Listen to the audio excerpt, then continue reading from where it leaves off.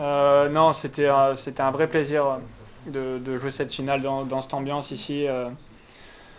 Je suis passé par beaucoup d'émotions de manière générale cette année et finir de cette manière, c'est incroyable et avec cette magnifique salle, cette ambiance, avec des proches à moi aussi ici, c'était top.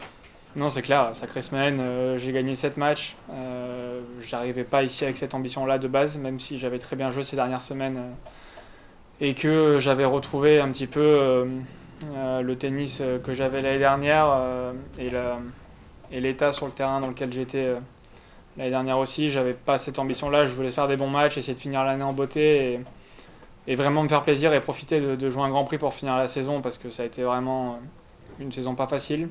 Et au final, j'ai réussi à tenir hyper bien le truc toute la semaine, à monter en puissance tennistiquement, en sortant des qualifs, à battre des très bons mecs sur le début, à m'en sortir hier de manière, de manière compliquée, on va dire. Et je suis très content d'avoir joué cette finale de cette manière. J'ai réussi à l'aborder comme il fallait.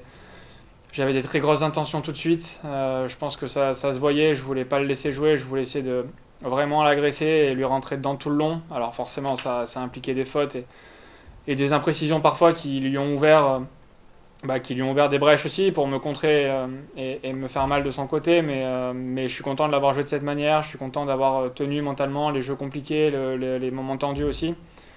Et au final, on fait une semaine à 7 matchs. Je finis l'année sur un titre. C'est incroyable. Le premier titre ATP, c'est incroyable. On t'a senti, t'en parlais à des émotions, on t'a senti aussi très ému sur le coup au moment du discours. Elle vient d'où? Bien sûr, c'est le premier titre, t'as 28 ans, t'as une carrière pas forcément la plus linéaire, mais est-ce que voilà, c'est un accomplissement, une récompense? Comment tu vis là ce premier titre sur le circuit à 28 ans? C'est un mélange un peu de tout. Bien sûr, il y avait de l'émotion à la fin. C'est déjà tout le mélange de cette année, tous les hauts, tous les bas, surtout des bas, mais j'aurais pas pu imaginer finir l'année comme ça il y a de ça peut-être 5 6 semaines. C'est quelque chose de fou que je vis, que j'ai réalisé sur les dernières semaines. Un premier titre ATP, c'est toujours spécial. J'avais fait 2 finales et j'avais pas réussi à laisser vraiment mon empreinte sur les tournois parce que le finaliste, on l'oublie vite. Là, mon nom est écrit au tournoi. C'est quelque chose en plus. Franchement, c'est trop bien.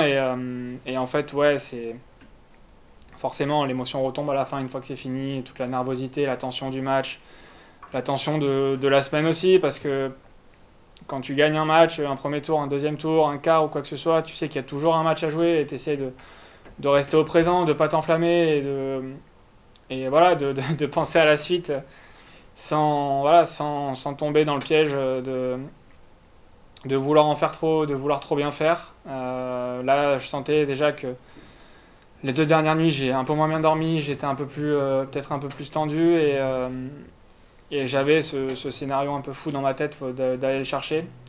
Et je suis très content de le faire. Donc forcément, il y a de l'émotion à la fin après tout ce que j'ai vécu. Voilà, on va pas se plaindre non plus, ça fait partie de la vie du sportif de haut niveau, mais finir de cette manière, c'est spécial.